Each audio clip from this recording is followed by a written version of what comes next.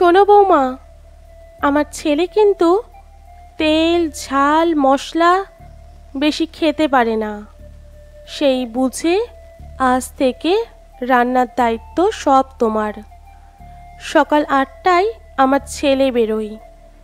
আমি এতদিন ওর টিফিন ঠিক সময়ে করে ওকে খাইয়ে তবেই অফিস পাঠিয়েছি। আজ থেকে এই সংসার তোমার। সব তোমার মতো করে টাইম মেনে করো।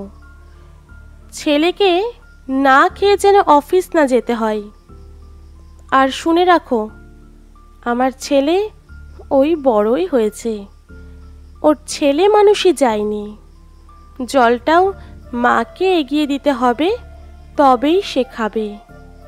তাই আজ থেকে আমার ছুটি। ওর সময় মতো সব কিছু এগিয়ে দেওয়া, অফিস যাবার সময় গেঞ্জি জাঙ্গিয়া ওয়ালেট বেল্ট রুমাল সব এক জায়গায় করে রাখবে, নইলেই কিন্তু রণমূর্তি। মনে থাকে যেন। বিয়ের ৮ দিনের মাথায় অলিভিয়াকে টানা কথাগুলো বলে হা হা করে হাসতে হাসতে ঘর থেকে বেরিয়ে গেলেন নতুন শাশুড়ি মা, যিনি অলিভিয়াকে দেখতে গিয়ে বলেছিলেন ওনার মেয়ে নেই, তাই উনি খুব খুশি। আজ থেকে ছেলের পাশাপাশি উনি এক মেয়েরও জননী।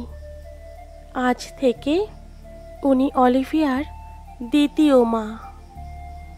সকাল ৯টায় ঘুম থেকে ওঠা আদুরে মেয়েটাও ভেবেছিল সত্যিই সে আর একটা মা পাবে। সেও খাবারের ব্যাপারে ভীষণ খুঁতখুঁতে। মা ফোড়ন ছাড়া রান্না করতো ওর জন্য। সেও কলেজে যাবার সময় তার মা মুখের গোড়ায় খাবার এনে দিত, টিফিন করে দিত ঠিক সময়ে। সেও বেরোবার সময় ওড়না রিস্টওয়াচ রুমাল সব ওর মা এক জায়গায় করে রাখত, নইলেই ঠিক ওর বরের মতো রণমূর্তি। তবে আজ হঠাৎ করেই ৮টা দিনের ভেতর মেয়েটার সব অভ্যেস তো বদল করতেই হবে। তার সাথে সাথে একটা মায়ের মতো দায়িত্ব ঘাড়ে নিতে হবে তাকে, এবং তাতে যেন কোনো খুঁত না থাকে। এ তো তাকে দেখতেই হবে। মাথা কাজ করছিল না অলিভিয়ার। কি করে কি করবে কিচ্ছু বুঝে উঠতে পারছিল না। কাকে বলবে, কার থেকে পরামর্শ নেবে, কী বা বলবে। এসব ভাবতে ভাবতে সেই রাতে মাথা ভরা চিন্তা নিয়ে ঘড়িতে ভোর ৫টায় অ্যালার্ম দিয়ে বালিশে মাথা রাখলো অলিভিয়া। পরদিন চোখ খোলা মাত্রই ধড়পড়িয়ে মোবাইলে চোখ রাখতেই চক্ষু চড়ক গাছ। সকাল ৯টা। বিছানা থেকে এক লাফে নামতেই সামনে দাঁড়িয়ে তার স্বামী অনিরুদ্ধ। তুমি অফিস যাওনি? নিশ্চয়ই বেরোতে পারোনি আমার জন্য। বিশ্বাস করো, আমি অ্যালার্ম দিয়েছিলাম, কিন্তু কি হলো আমি শুনতেই পাইনি। কি মরণ ঘুম ধরল আমার। ইস, থাক, মার ঘরে চলো একবার, কথা আছে তোমার সাথে। অলিভিয়ার সারা শরীর ঠান্ডা হয়ে এলো। নতুন এক পরিবেশে পাশে যেন কেউ নেই। খুব ইচ্ছে করছিল তার মায়ের আঁচলটা ধরে শক্ত করে দাঁড়িয়ে থাকতে। তাতে যেন একটু জোর পেত সে। কিন্তু তার মা তো অনেক দূরে। কিছু ভাবার আগেই কি হলো, চলো। শাশুড়ি মা মুখ চুন করে বসে আছেন। অনিরুদ্ধ ঢুকল। পেছন পেছন অলিভিয়া। সবাই চুপ, কেউ কোনো কথা বলছে না।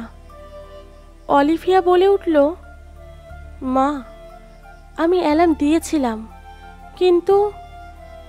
অলিভিয়ার কথা থামিয়ে অনিরুদ্ধ বলে উঠল এবার, অ্যালার্ম আমি অফ করে দিয়েছিলাম। হ্যাঁ, আমি।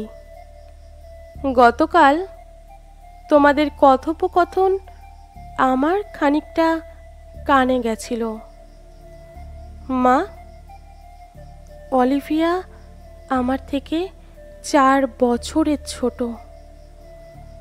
আমি তোমার কাছে সেই ছোট আছি, কিন্তু অলিভিয়া কি করে তাহলে বড় হয়ে গেল বলতে পারো? আমার ছেলে মানুষই গেল না, কিন্তু অলিভিয়া কি করে হঠাৎই ম্যাচিওর হয়ে উঠবে তা বলতে পারো তুমি?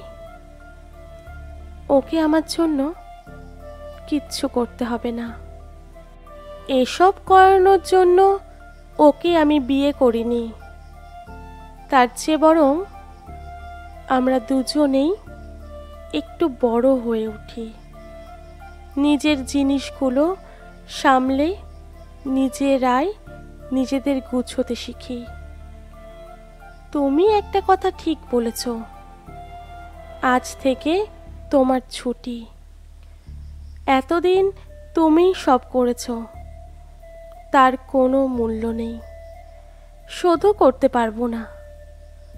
তবে আজ থেকে আমি আমারটা নিজেই করার চেষ্টা করব। 2 দিন পাউরুটি পুড়বে, 3 দিনের দিন ঠিক পারবো। অলিভিয়া চাইলেও নিজে থেকে আমার জন্য যতটুকু চাইবে করবে, আমিও তাই।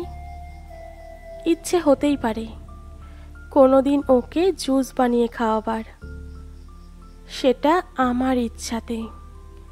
তবে কারোর ওপর দায়িত্বের বোঝা চাপিয়ে দেওয়া কখনোই উচিত না মা। চিরকাল চিরটা দিন তো উচিত শিক্ষাই দিয়ে এসেছো মা। তবে আজ কেন ভুল হবে? তোমার কাছে বড় না হওয়া ছেলেটার স্ত্রীও তার মায়ের সেই ছোট্ট মেয়ে, তাকেও বড় হবার সময় দাও, আমাকেও সুযোগ দাও। আমরাও এভাবে ধীরে ধীরে দায়িত্ববান হয়ে উঠি, একসাথে, একইভাবে। অবাক পলকে স্বামীর দিকে তাকিয়ে রইল অলিভিয়া। 2 চোখ দিয়ে অনবরত অশ্রু বইতে লাগলো, অবশ্যই আনন্দ অশ্রু।